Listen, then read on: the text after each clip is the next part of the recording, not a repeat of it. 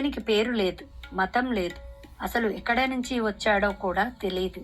ఒక మసీదులో నివసిస్తూ నేటితో దీపాలు వెలిగిస్తూ హిందూ పండుగలు జరుపుతూ ఉండేవాడు. ఇస్లాం ప్రకారంగా జీవిస్తూ హిందూ దేవునిగా భావించబడ్డాడు. ఆయన ఎవరో తెలియదు గాని అందరివాడు అయ్యాడు. ప్రతి ఏటా కొన్ని లక్షల మంది భక్తులు ఆయన ఆశీర్వాదం కోసం షిరిడీకి వస్తారు. అసలు సాయి ఎవరు? ముస్లిం ఫకీరా, హిందూ సద్గురువా, లేక సాక్షాత్తు భగవంతుడా? అసలు ఈ షిరిడీ సాయి ఎవరు? తెలుసుకుందాం పదండి. సాయిబాబా ఎక్కడ పుట్టారు, ఎప్పుడు పుట్టారు, ఎవరికి జన్మించారు? ఈ ప్రశ్నలకు ఇప్పటికీ ఎవరికీ సమాధానం పూర్తిగా తెలియదు. ఆయన పత్రిలో పుట్టారు అని కొందరి వాదన. కొందరు సాయిబాబా బ్రాహ్మణ కుటుంబంలో పుట్టారు అనుకుంటే, మరికొందరు ముస్లిమ్స్ దగ్గర పెరిగారు అంటారు. మీరు ఎన్ని వాదనలు చేసినా నేను ఏ ఒక్క మతానికి చెందిన వాడని కాదు, అందరి వాడిని అంటారు బాబా. ఆయన 1858లో షిరిడీ అనే చిన్న గ్రామంలో కనిపించారు. మండుటెండలో వేప చెట్టు కింద ధ్యానం చేస్తూ కనిపించారు బాబా. అక్కడే ఉన్న పూజారి మహల్స్పతి బాబాని సాయి అని పిలిచాడు. సాయి అంటే పవిత్రమైన వ్యక్తి అనే అర్థం వస్తుంది. బాబా మసీదులో నివసిస్తాడు, కానీ దానికి ద్వారకామాయి అనే హిందూ నామం ఇచ్చాడు. అక్కడే దుని ఉండేది. భక్తులకు పవిత్రమైన విభూతిని అందించేవాడు. బాబా అల్లా మాలిక్ అని చెప్పేవాడు. అలాగే భగవద్గీత శ్లోకాలను కూడా వినిపించేవాడు. ఒకవైపు రామనవమి జరిపిస్తూ మరొక వైపు ఉరుస్ ఉత్సవం కూడా ఘనంగా జరిపేవారు. మతాల మధ్యలో ఒక వంతెనగా మారాడు బాబా.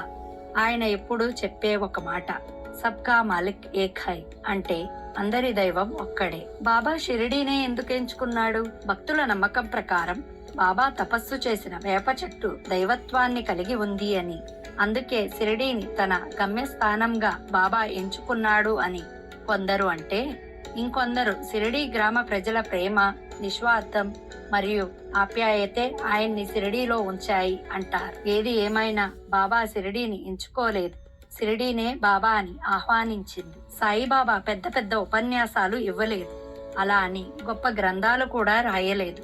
బాబా చెప్పిన జీవిత సిద్ధాంతం 2 మాటల్లోనే ఉంటుంది, శ్రద్ధ మరియు సబూరి. శ్రద్ధ అంటే నమ్మకం, సబూరి అంటే సహనం. భక్తిని చూపించాలి అంటే మందిరం అవసరం లేదు, పవిత్రమైన మనస్సు ఉంటే చాలు అని బాబా ఎప్పుడు అంటూ ఉండేవారు. సహృదయం, సేవ మరియు ప్రేమ, ఇవే బాబా భక్తి మార్గాలు. నూనె లేకపోయినా బాబా నేటితో దీపాలు వెలిగించేవారు. ఆయన దుని నుంచి వచ్చే బూడిద అనేక అనారోగ్యాలను నయం చేసేదని భక్తులు చెప్తారు.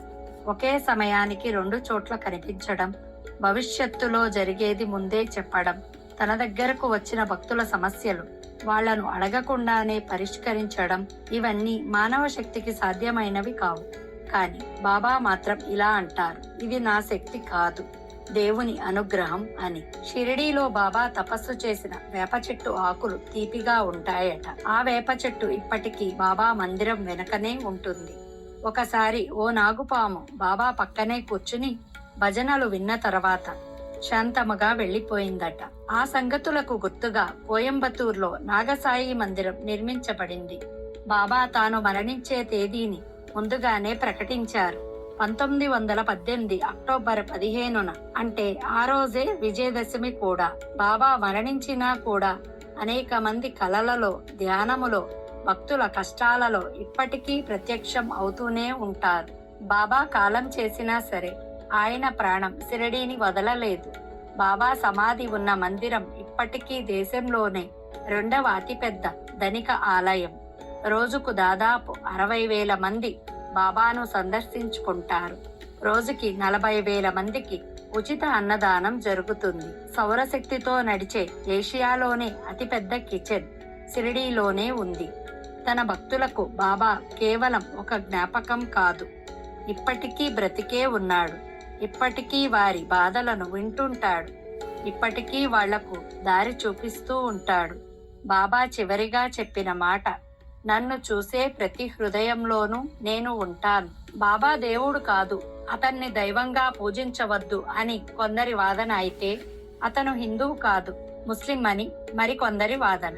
కొందరు బాబాను దత్తాత్రేయ అవతారంగా భావిస్తే, మరికొందరు సూఫీ పీర్గా అనుకుంటారు.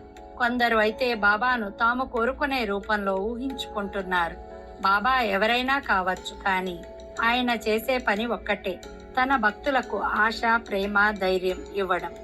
ఆయన దేవుడా, గురువా, మహాత్ముడా ఎవరైతే ఏమిటి, ఎవరికి ఏం అవసరం ఉన్నా వాళ్ళ ముందు బాబా ఉంటాడు. బాబా చెప్పిన చివరి మాటలు: నన్ను చూసే ప్రతి మనిషిలోనూ మనసులోనూ నేను ఉంటాను. ఆయన ధుని ఇంకా మండుతూనే ఉంది. విభూతి భక్తులను ఇవాళ్టికి కాపాడుతుంది. షిరిడీలో మాత్రమే కాదు, కోట్లాది హృదయాలలో బాబా జీవిస్తున్నారు. బాబా మాటలు మానవత్వ ధర్మానికి, ఆయన జీవితం నిస్వార్థ ప్రేమకు ప్రతీక.